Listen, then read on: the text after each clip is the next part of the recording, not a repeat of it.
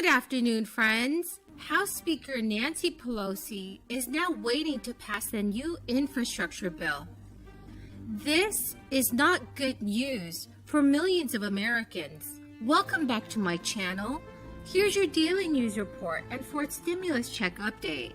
Please subscribe to my channel and watch until the end of it. House Speaker Nancy Pelosi said that the House will vote Thursday on the $1 trillion infrastructure plan, as the future of President Biden's sweeping economic agenda remains uncertain. The vote is said to come as Pelosi works to unite discordant wings of Democratic Party on both infrastructure bill and the broader $3.5 trillion social and environmental package, all as Congress works to stave off a lapse in government funding by Thursday and hitting the debt limit in October.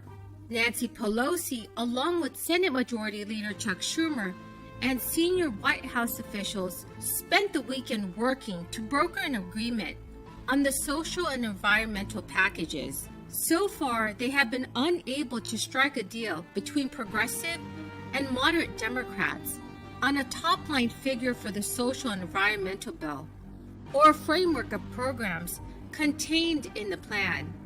Nancy Pelosi had committed last month to the original Monday deadline for the infrastructure bill, hoping to placate moderates who were wavering in support for the larger budget blueprint.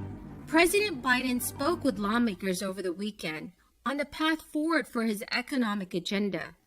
And upon arrival at the White House on Sunday, the president expressed optimism about negotiations, but acknowledged it's going to take the better part of the week, I think. On Friday, President Biden had said the talks were at a stalemate. A White House official said, building on the progress from last week, following White House meetings and the announcement of options for revenue that come from ending failed special giveaways to the wealthy and big corporations, the president spoke with members about the path forward. There were also extensive work on the staff level. Mr. President, I want to make sure everyone understands exactly what has happened here on the Senate floor. The Republican Party has now become the party of default, the party that says America doesn't pay its debts. Our country is staring down the barrel of two totally Republican-manufactured disasters, a government shutdown and a first-ever default on the national debt. The impacts of both would gravely harm every single American in this country. Republicans would let the country default for the first time in history. A few moments ago, the Senate had an opportunity to begin solving these problems right away. Democrats did their part and voted yes. But Senate Republicans, meanwhile, voted to drive our country straight towards a government shutdown and the first default in our country's history. Let me be clear. What the Republicans in the Senate did tonight is not normal. This isn't your typical Washington fracas, and it shouldn't be treated as such. It has far more severe consequences than the typical political catfight. Republicans know the consequences of their obstruction. They know a default would likely create a recession. They know that middle-class families will suffer immensely.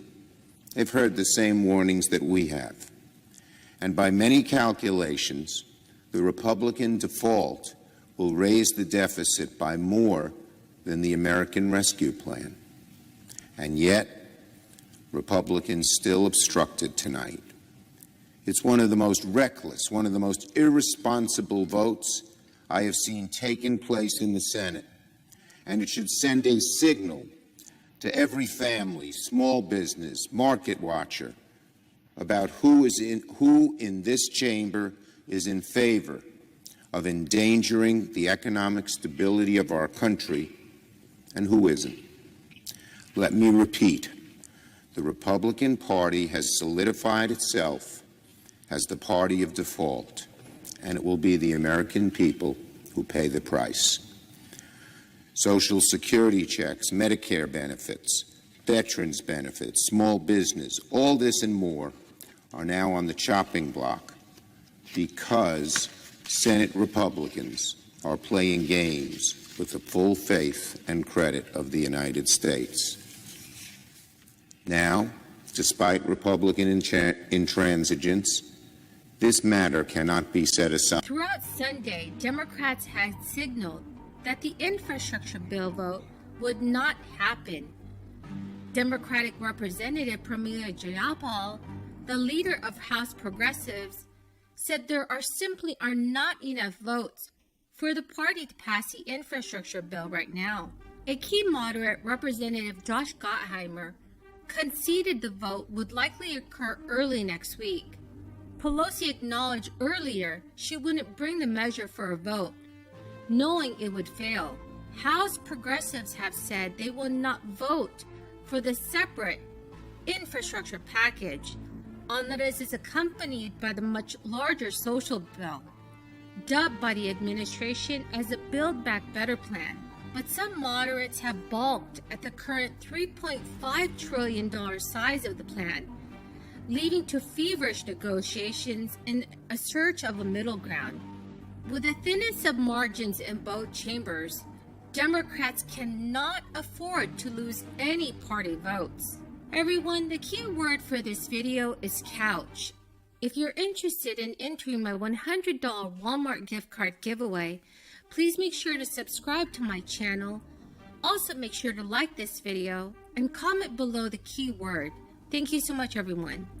Pramila Jayapal, the chairwoman of the Congressional Progressive Caucus, has said for days that her members will not vote for the $1 trillion bill without passing the $3.5 trillion package aimed at enacting Biden's economic agenda. But her comments are the clearest sign yet that progressive House members intend to carry through under threat hours before the planned vote. None of the Democrats offered much clarity on the broader negotiations over the larger social safety net plan, which would make major new investments in childcare, healthcare, education, and climate change.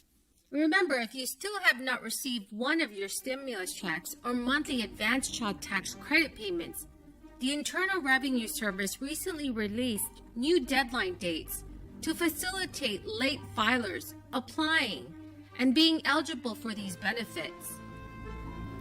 If you requested to file an extension on your 2020 tax return, you still might be eligible to receive your child tax credit payment money. The IRS issued a press release stating that those who file and have their 2020 return processed on or before November 1st may be eligible for the next 2 monthly advance payments for the child tax credit. These payments would amount to half of the total benefit to be received. So everyone, do you agree with me that the child tax credit should be expanded until 2025? Please leave your thoughts in the comments section below. Thank you so much, friends, for joining me here this afternoon. I greatly appreciate every single one of you watching my video.